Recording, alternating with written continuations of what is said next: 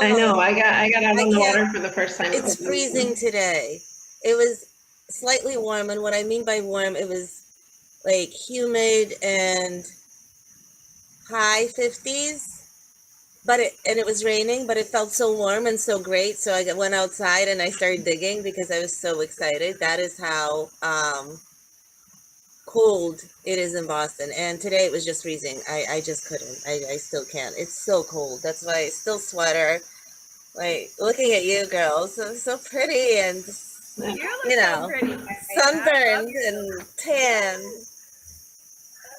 Oh, that's all Ashton. Well, we are live. So hello everyone. Welcome to W.I.L.D, the podcast.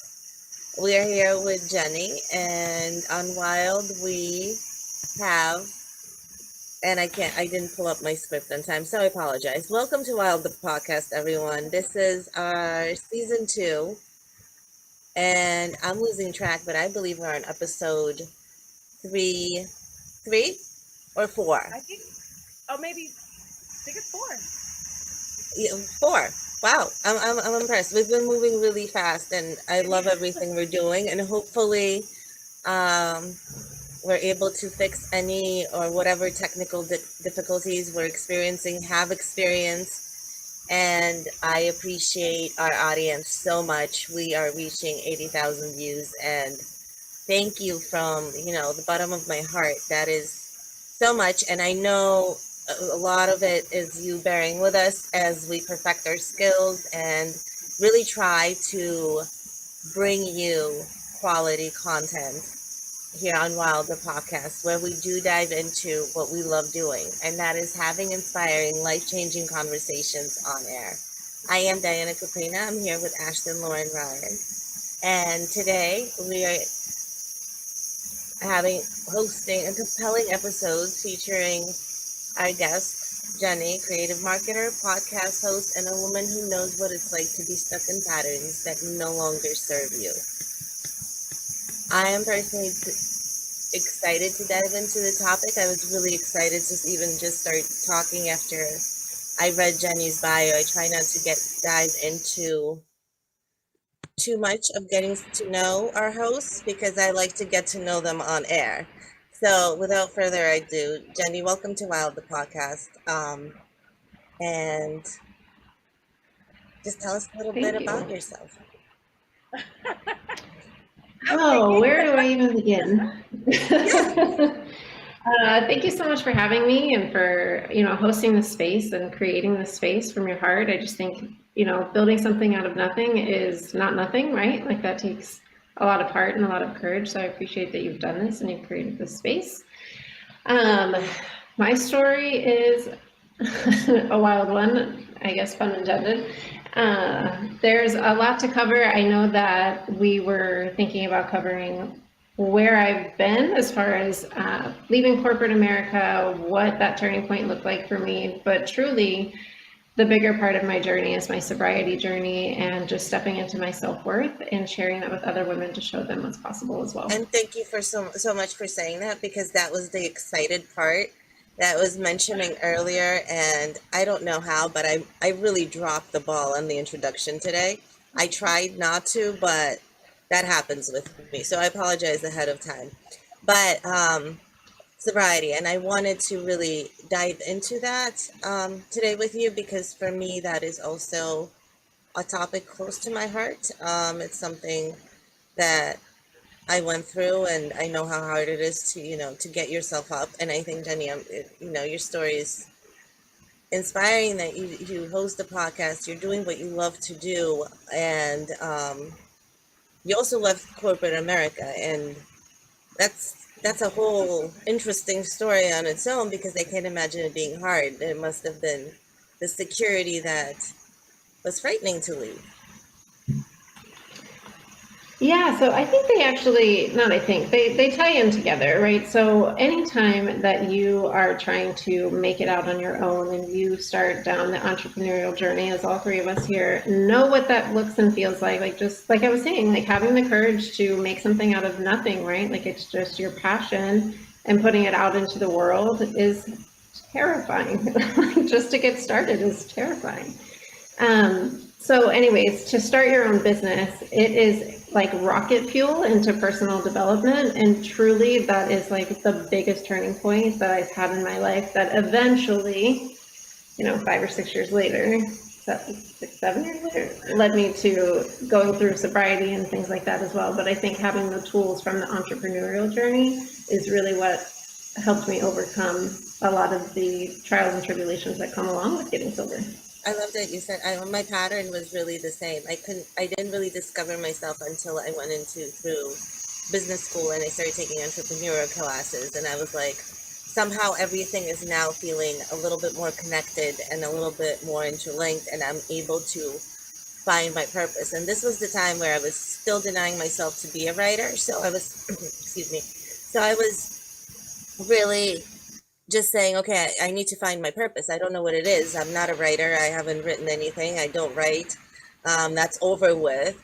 And I started business school, and I had plenty of time. Being stateless, you have plenty of time, especially when you're not allowed to work in the US. So you have nothing else to do. And I was lucky enough to find a nonprofit that covered the cost.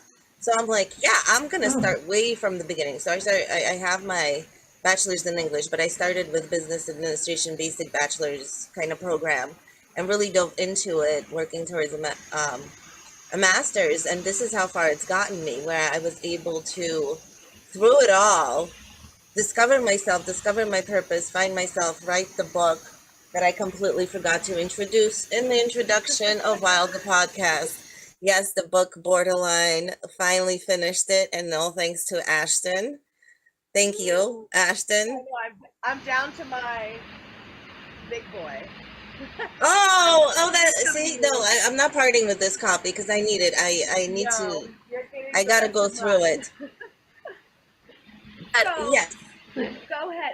But you know what Jennings said exactly. I feel like just last week when we were talking to, or whatever it was, talking to Maggie from Rebel Farms about motherhood, starting your own business, and your spiritual, how that all seems to, it's like most little things that have been leading up, perhaps, and we use them, but when it all comes together, it's all like that. It's the same tools and with different words, basically. So, yeah, it was this kind of manifestation work in progress, and at the same time, I still felt like I didn't even reflect as much as I was able to, because I was just in this creative mode, and it was just going.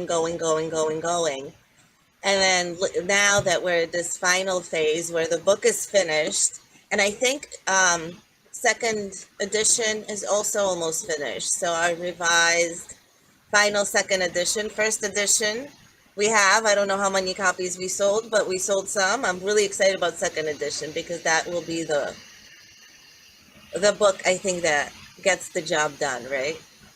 Oh my gosh, well, you got the most beautiful review today. That review I was just like, okay, we need all poets to be reading this. And these are our reviews that we want now. Putting it out there. Yes. But back to Jenny. To how she discovered. So I completely backtracked or onto me, but what I meant to say is I connect with everything you explained, because that just kind of brought me back smack into, wow, yeah, yes, like what you're saying is I lived it too. So keep going. No, I think it's a really more than common. Almost every woman I speak to that has been on the entrepreneurial journey for at least a year has started down some sort of spiritual path. If they're like really making a go of it and really putting their effort into it, it's like par for the course. There's no escaping it. If you're going to be an entrepreneur, there's just something about putting yourself out there and believing in yourself enough to even go through all of that and continue to invest in yourself, to grow in your skills and to grow in your confidence. It's just, if you are seeking personal development and you don't know where to turn, maybe start your own business. That really, I mean, it's like having a baby. It's everything, but it's like having a baby for me in my 40s, like that. This is the child. I don't want anything else. This is it. And I just want to sit there and continue writing my books and host this podcast, because that is what I love doing. Yeah. And We are airing live right here on W.I.L.D, the podcast, airing on Jess TV, Roku TV, 101, NCG Television Network, YouTube, and www.jessfm.ca. W.I.L.D, the podcast is proudly sponsored by W.I.L.D, the nonprofit dedicated with the mission of eradicating domestic violence through storytelling, connection, and by providing opportunities for everyone to be heard for free as part of our vision of a better tomorrow. For more information, please visit wildandnonprofit.com. And of course, we are sponsored by W.I.L.D Homes and Gardens, and I got it right in front of me, but I think I'm sitting on the magazine, which is Oh, I should have grabbed amazing. one. I have one here. Thank you, Ashton, for creating it. It is what connected us. And I can't believe this is your third volume, I believe. Yes? Oh, yes. Yes. So amazing. Thank you. And of course, for anyone who wishes to be on W.I.L.D, the podcast, please email us at hello@wildthepodcast.com. And back to you guys from that little infomercial that I completely forgot to do in the very beginning because I've just been, I guess, all over the place today. Oh, good. I've actually heard that there's something kind of like in the air. I don't know how like into the cosmos you guys get. I'm not super into I'm it, interested but like now. We're in it. there is supposedly something going around where like there's some big parallel shift or something that's supposed to be happening. Like everybody I knew was tired on Monday, and I was like, this is odd. So I asked a client about it, and he's like, yep, there's some big shifts in like 2 or 3 weeks. We're going to notice like a big shift in humanity. So I don't know how true all of that is. Something to stay tuned for. It could be great. I'm interested. Yeah. Okay, we'll see what happens. So Jenny, We shall see. I know something with the planets. A few times, like the last week, I always have some type of technical thing going on. Like I'm always complaining about something, and everybody that is in the cosmos with me is like, "Oh, don't try to do technical. Don't use your computer." Right? And I'm like, okay. You're like, I swear. Let me tell my clients that. Sorry, you're not getting your wedding video until next month when the planets are aligned again. I did, so Monday, what did I do Monday? I gardened Monday. That was my gardening day. I was outside all day. I couldn't bring myself inside. I kept running out. I was completely motivated. And then Tuesday I was completely dead. And then today I had to unplug. So those 2 days I was completely unplugged. I don't know what happened. I didn't promote. I didn't market. I didn't, post really. And I didn't check the numbers, and usually I'm obsessively checking. It's almost like a stress relief where I just sit and check numbers of, either book sales or how many people did I reach, did I promote enough, and it gets a little crazy in my head. So I was glad and very happy to kind of step back and unplug.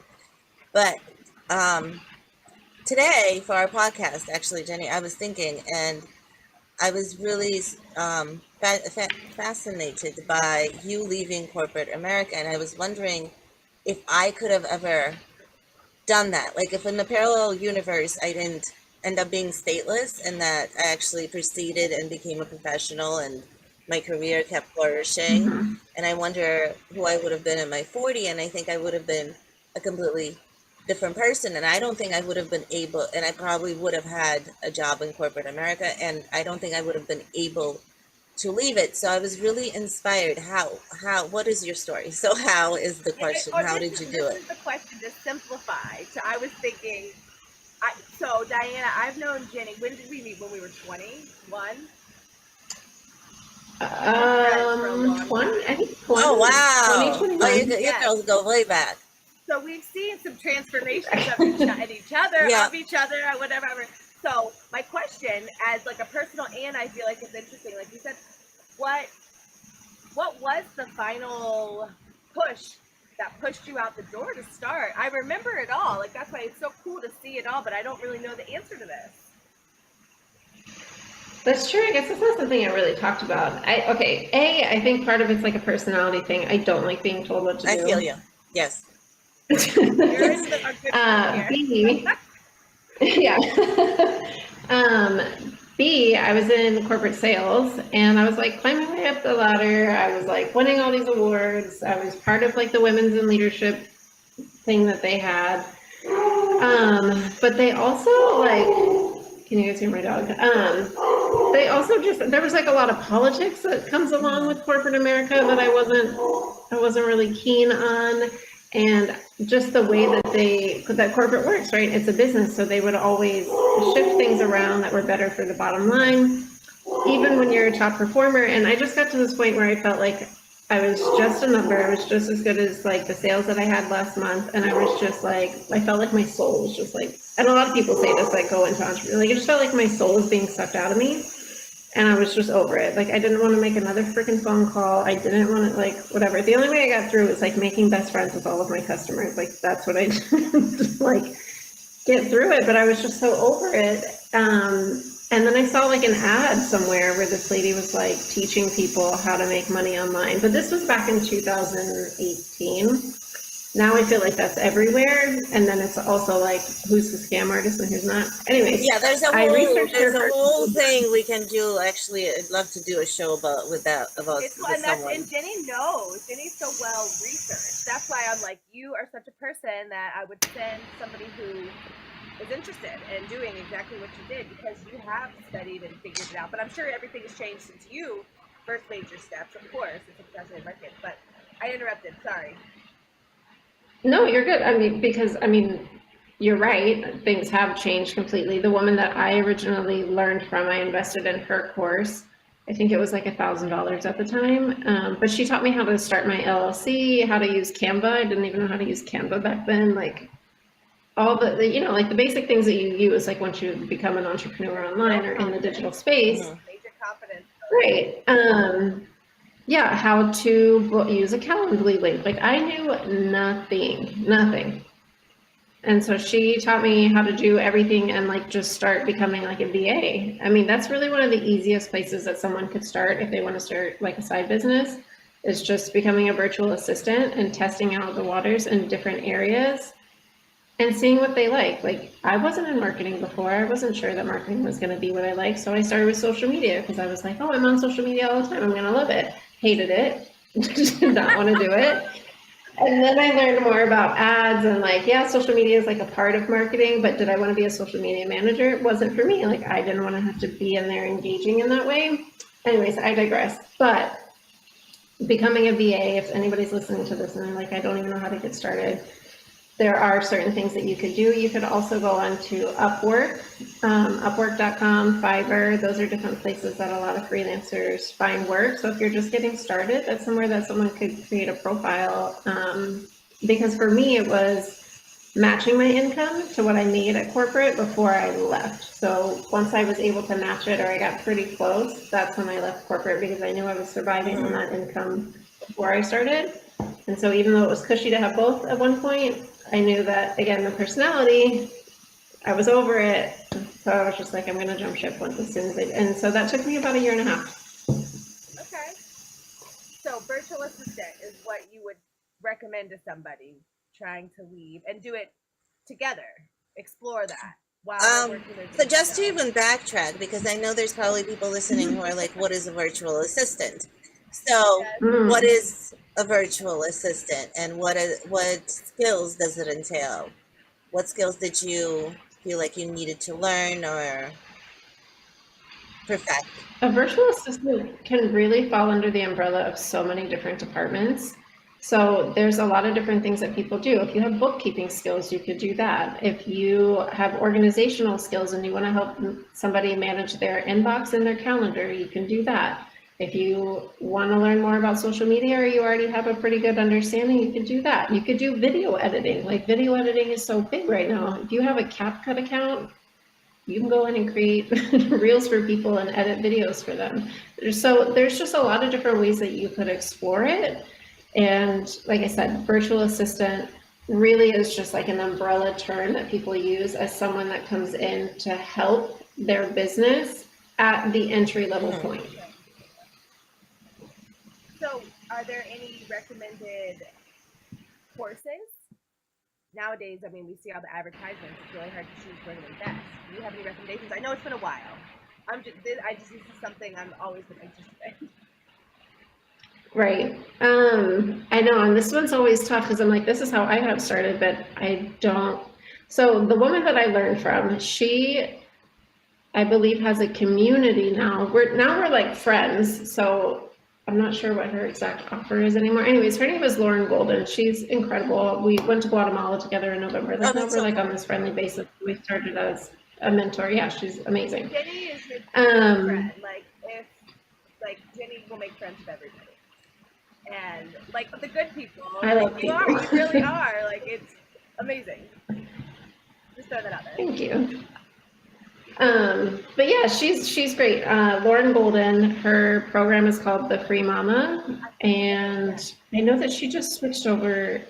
I saw something about a community on school, and I want to say it's like dirt cheap now to join the community and start learning skills.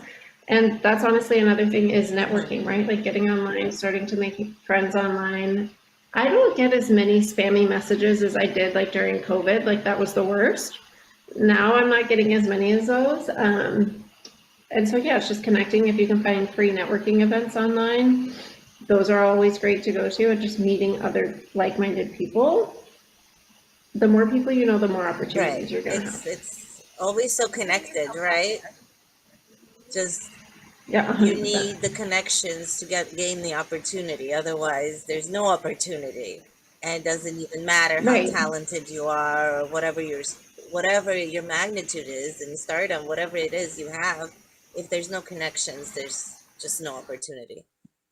It's the truth, and that's why I feel these days we truly can do so much because we have virtual everything. We can meet people, we can connect. So I always try, like, as much as I'm a downer on like, where's the internet gonna fail? I love all of my friends that I have met. It's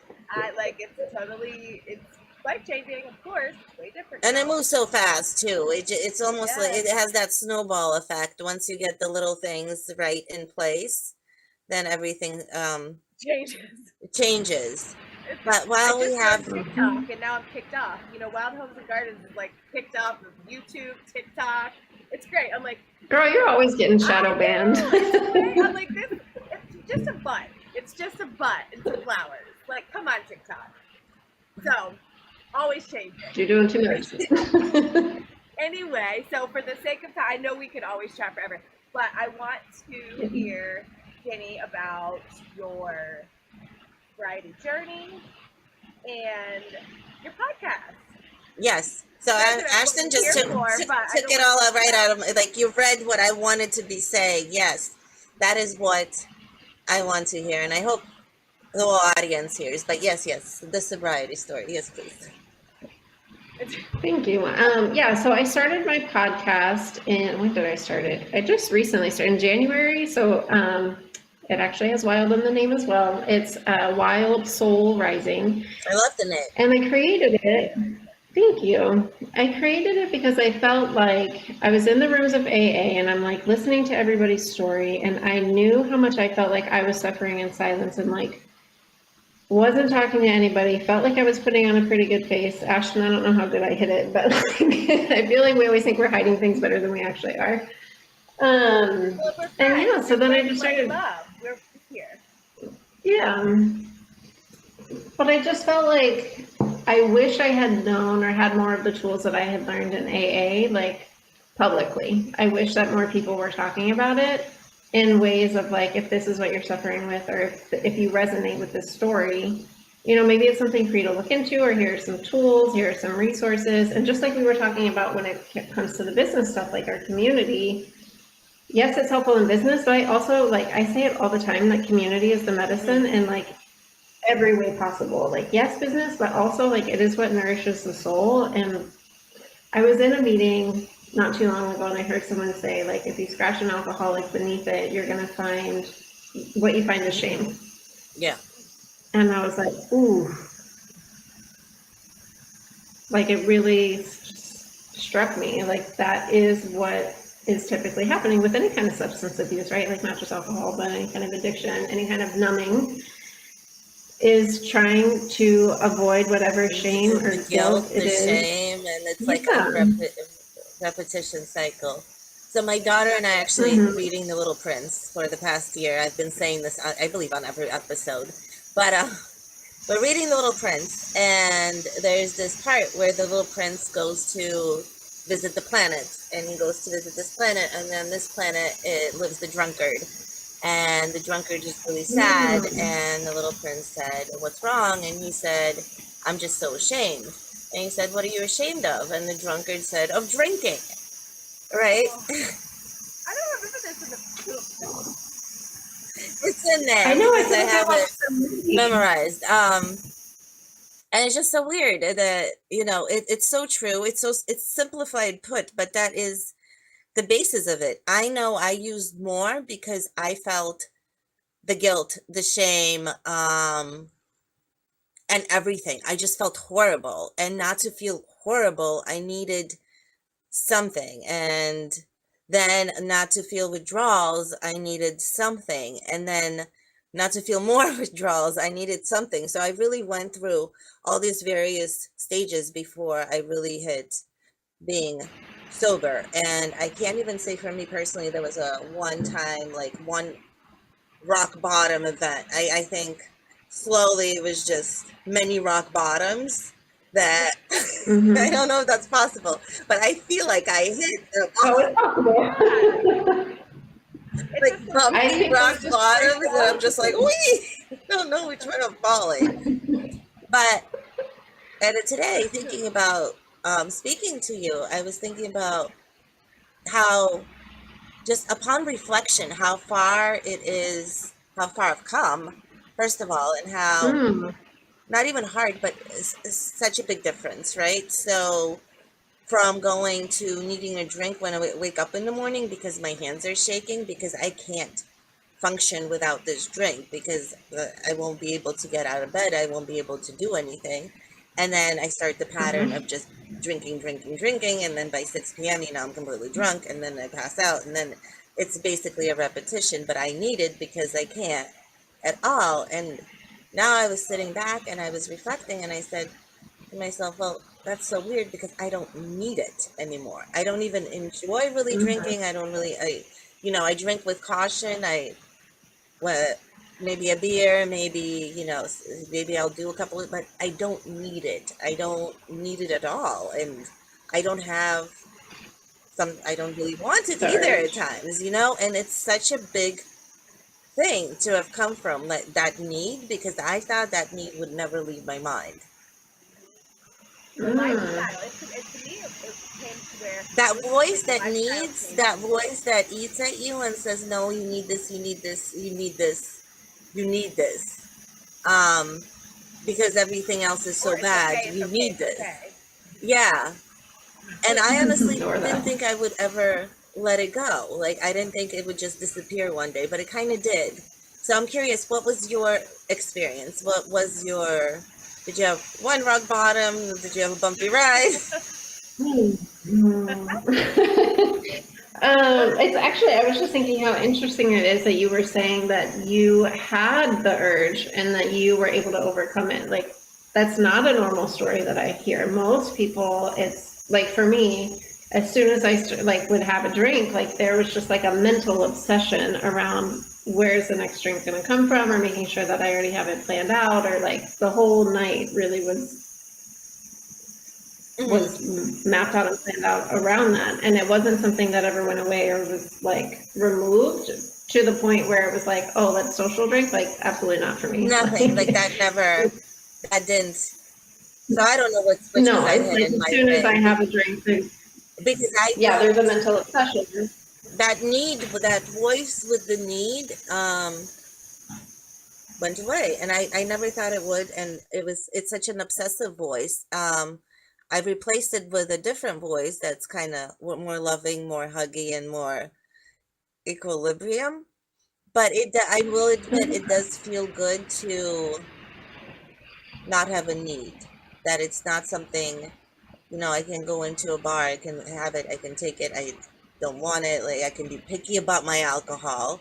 It's not like, Mhm. hey, you know, I can do anything. I used to drink everything and anything. I mean, anything. It didn't matter because it had to help me Oh, same. function. The point was to get drunk. It wasn't about how good it tasted. Yeah. It No, wasn't, 100%. or, after one drink, how it made me feel. I was never able to even evaluate any of that. And I noticed that I had this really like slowing down kind of journey.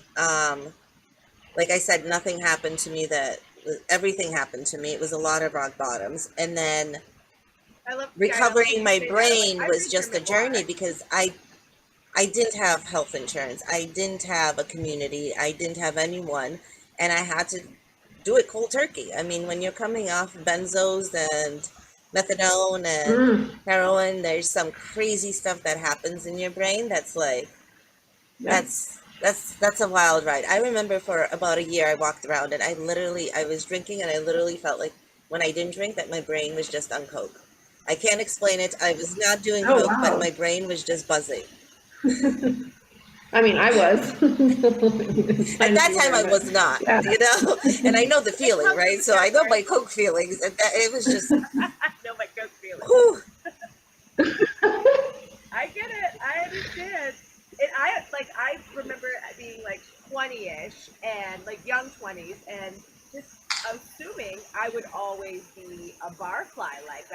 What else would you possibly do with yourself? Like I knew like I would have kids or I assumed I would have kids, so there would be a time and place. But now like anytime anybody is like wants to go bar like doing all that, I'm like just come over to my house, please. If you want to see me, just come over to my. And I just never thought I would be that way. And of course, everything that has changed, like people grow up too. Like that's part of it. I was very my brain somewhere. I had to go deep and try and figure out why I was drinking. Why I needed to drink at that time. Before, like all of the different things. And it's so like simple, not simple, I suppose. But when I look back now, I'm like, the answers are there. You need to answer denial. Little denial mixed in, got me through my 20s and my 30s. So, Jenny, though, let's go back to you. Like I said, I know the conversation's always so much, right? So, what was your big push, right? Diana, So there wasn't like there were a lot of big moments, but they weren't the last time. So there were a lot of big moments and I would feel guilty and I would like, couldn't believe, whatever I did or just like how far it went or whatnot. But like those moments would happen, I would stop drinking for like 2 or 3 months and I'd be like, oh, like I can handle it. Like I've been sober for XYZ. Like, look how much time I took off. Like I can totally handle it. But then it was like every time I went back, it was like either I didn't know my limits or I forgot, or maybe my, I don't know, like tolerance was different. And then it would just go off the rails like pretty darn quickly. And then this last time, so I had been sober-ish. I made it like 6.5 months without alcohol. I made it 2 months like several times. And then this past time, my ex-fiance and I at the time we had some of his friends over the night before. We drank, whatever. I felt like I was trying to keep it cool with them. So I felt like I didn't have like a good time. I felt like I was like entertaining his friends and I didn't really get to like drink or whatever. So I drank the next day and I had like a pint of Fireball or something. And then I was just like, I don't want to be this person. Like, I'm over it. Like, this isn't, it's not in alignment. Like, I've been feeling off about it for a very long time. And I don't like that that's like my MO. Like, if it's around the next day, that it's just like kind of a given if I didn't have to work. I didn't drink during the week, but during the week, it was like all bets were off. And so it wasn't even like a rock bottom situation. Like, I have done far worse things drinking. Far worse. But this last time I was just like, it wasn't resonating with me anymore. And I saw this quote recently where it was like, no one's coming to save you except for the person that's tired of your own shit. And I was like, oh, sorry, can we curse on the radio? I don't know what's that. I'm like, yeah, like no one is coming to save you. No one is going to save you except for yourself. I don't know when that really hit me, when that understanding really grasped my mind, but there was a point where I said, there's no one else coming to save me, and I have to save myself. And the only way I can save myself is to love myself. And through that loving myself journey, and that's not easy. That is not easy, especially having body dysmorphia, having all of those things, and PCOS, and just all of it is just like not easy. Not easy. I gotta say, sometimes I used to scare myself when I would look in the mirror. I really did. But eventually I had to fall in love with even those pieces that scared me, because no one else was going to accept me unless I accepted myself and started doing things that aligned with what I wanted, except instead of wanting them and then doing the opposite. So usually that meant, I really want this. I am such a failure. I can't achieve it. I'm going to go, get high instead.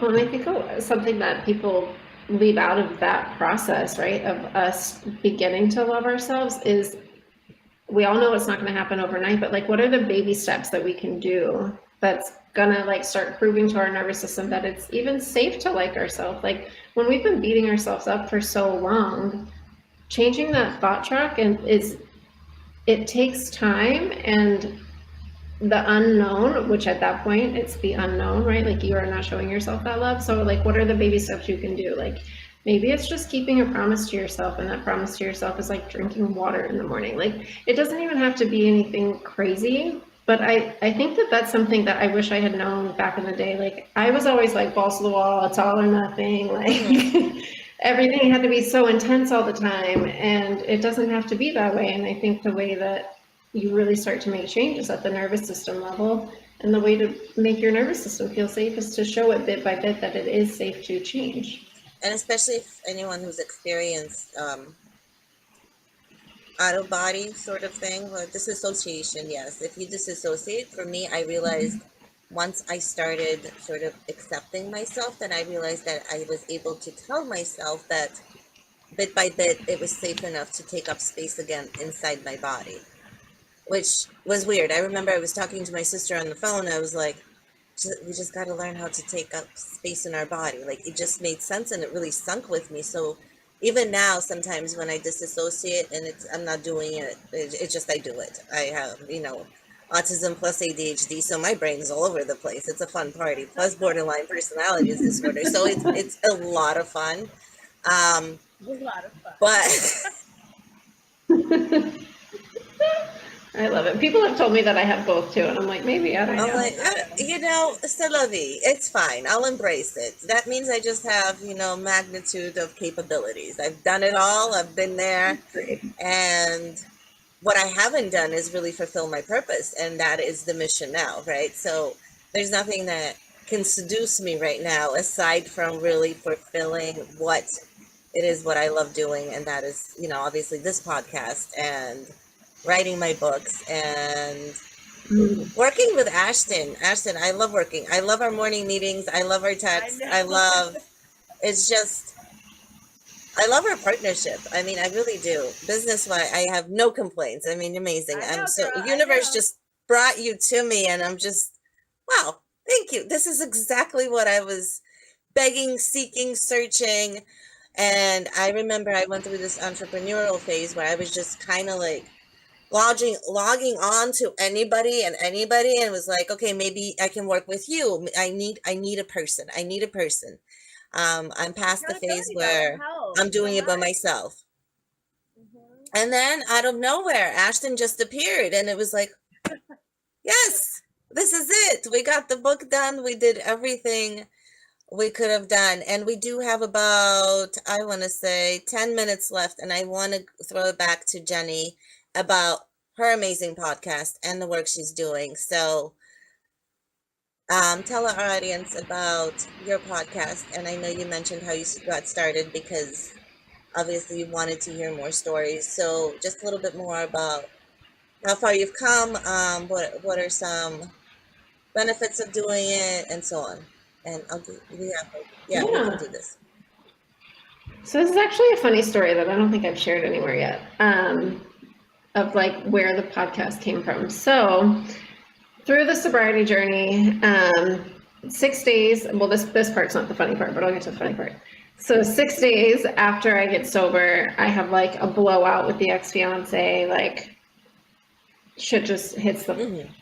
sorry, stuff Oh, just you hits the can fan. curse. I mean, Oh, no, okay. I'm us, like, I don't know, not because you. radio. We curse. Okay, okay. Yeah, so shit hits the fan and everything just is like starts going haywire. And then we enter into like the longest breakup ever, for lots of reasons. But anyways, that ends up in like restraining order, all the things. Like it really went like all the way left. To And Crazy then Town. after all of It that, well left went to Crazy yeah. Town. Yeah.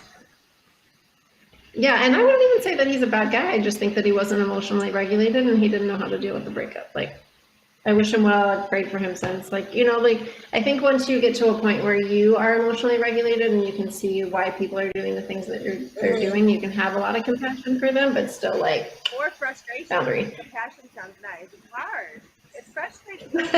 Or, so go ahead. I digress. No, that's true too. So anyways, I was saying all of that to say, I get single, and then I'm like, my cousin's like, oh, I've heard people have, like great luck on Facebook dating or whatever. So I'm like, okay. I join it like 4 or 5 days, and I was like, these mofos are so aggressive. Like, abort mission, get me out of here. Like, I'm over it. Like, no way. You have to like prove something? What is, I've never even heard of this. No, if you. No, you haven't heard of it? I've heard of it. I've had friends who've used I've heard of this. But Yeah. It's just like part of the thing. Look, it's there. Oh, how fun. It's just like one of the app things inside. Anyways, so that happens, and I was just like, I'm done. I'm not like, first of all, I'm crazy for even wanting to date or whatever. I think I was just bored. I don't know. And then when I was like abort mission, I was like, I think I want to start a podcast and I want to share my story. And so it really came out of that, like me just dropping the whole dating situation, which, you know, maybe not so much dropping the dating situation at this point, but yeah, just wanting to share my story and getting it out there for people. And the response has been incredible. I have done a lot of nervous system work and regulation. So just sharing, I didn't create the podcast to like sell anything or do anything. I don't have a course. Like I'm not like, there's nothing. I just want to share my experience because I know for me, AA has done that. And a lot of people, I mean, if they just barely think they have an issue or something's going on in their life, or maybe it's not even sobriety, but it's like a self-worth situation or codependency, and what do those things even look like? I think when you can hear other people's story and you can see yourself in that story, it gives you like their experience, strength, and hope to pull on, or to just have that person as a contact. Like I have received so many beautiful messages from people who I would have never known were struggling. And the fact that they even had the courage to reach out to me and share their vulnerability with me about what's going on in their life and being able to give people resources, like just from the messages I've had alone was like, I mean, I'm already fulfilled with what I started the podcast for, you know, like it's just, if I could help one person was really the whole purpose of the journey, because I knew that my story isn't unique, right? Like it is in some ways, but truly there are so many people that are feeling the same way or hiding in the same way or feeling the shame or the guilt or whatever in the same way. And I just wanted to give people that safe space. that's amazing. It's true though. It feels so good to know we're not alone. I mean, that's literally all, maybe not literally all we need, but Well, it also gives hope. I know for me, it was it kind of maintained my hope alive that I could do this. And even though I don't trust it, and that I do only trust kind of bad happening, so I have to be completely in my anxious spiral continuously. Otherwise, I won't be able to prevent it. So I couldn't trust that. And having and reading other people's journeys, that really helped me kind of say, okay, well, they could do it. Maybe I can too. Maybe I can give myself a little bit more trust. Maybe I can do this a little bit more. Maybe I can kind of let go. everything. There was just so much power I found. And I found such a disconnect when I personally was like trying to find stuff, because again, I'm the loner who doesn't have the paperwork or any other thing. So I don't know where to plug myself in. It's such a weird situation. And when it was when I found books and just reading the memoirs and reading other stories and sometimes even just fiction, it helped me kind of pick at where my brain was kind of lacking. And I was like, okay, I can maybe fix these like little connections that are just not connecting. And I don't know where I went with that, but I had to give the spiel apparently and waste our time and take away a little bit more of Jenny's time. But you really, I love it, Diana. You're saying exactly what Jenny said about trusting yourself. How if you give yourself, I mean, that's everything, and that's so hard to almost like prove to yourself. But once you do, it's like one little tiny bit, and then it's like, oh, I can do that. I do try. Like, I mean, it's muscle memory. Truly, all of it. We just, and it doesn't take long. That's what I found. So, like, how like a lifestyle change doesn't take that long. It takes work and it takes all of those things, but it kind of all starts to you see results.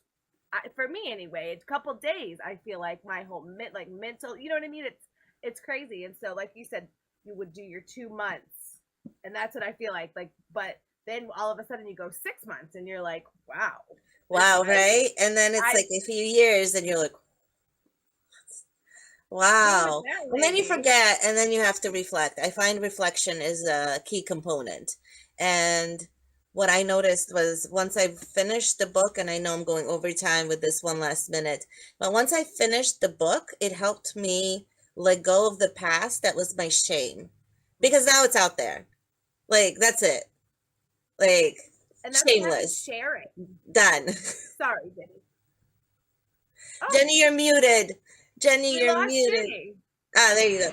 Oh, I muted so I know. every time I muted it, But then I saw you going with your hands. I was like, I know. I was like, wait, I'm not hearing.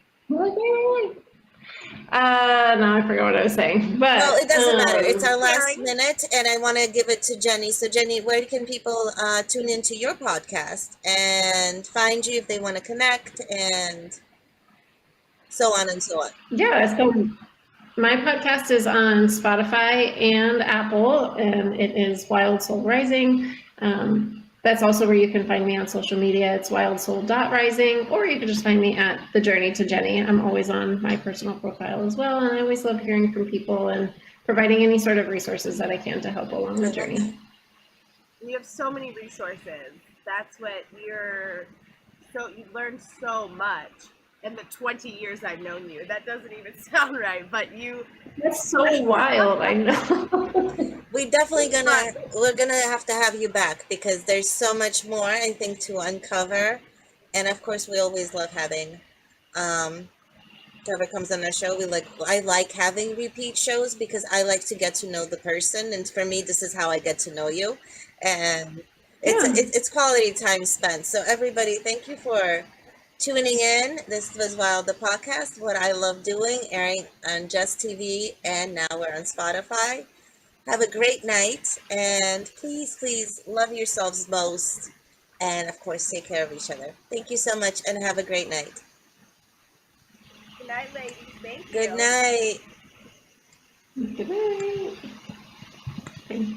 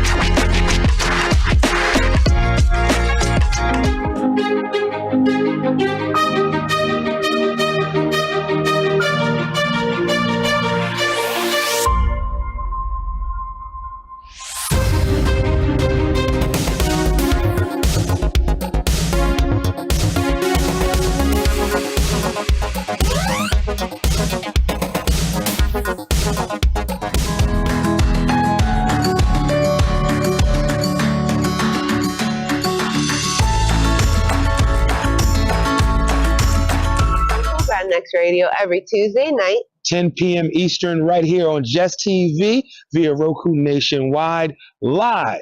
from Florida. That's right. So make sure you tune in every Tuesday night, 10 p.m. More independent artists, more videos, more Black-owned businesses, and more outreaches to the community, and more Chechi La Muñeca. Mwah. All right. Jess TV every Tuesday night. Who got next?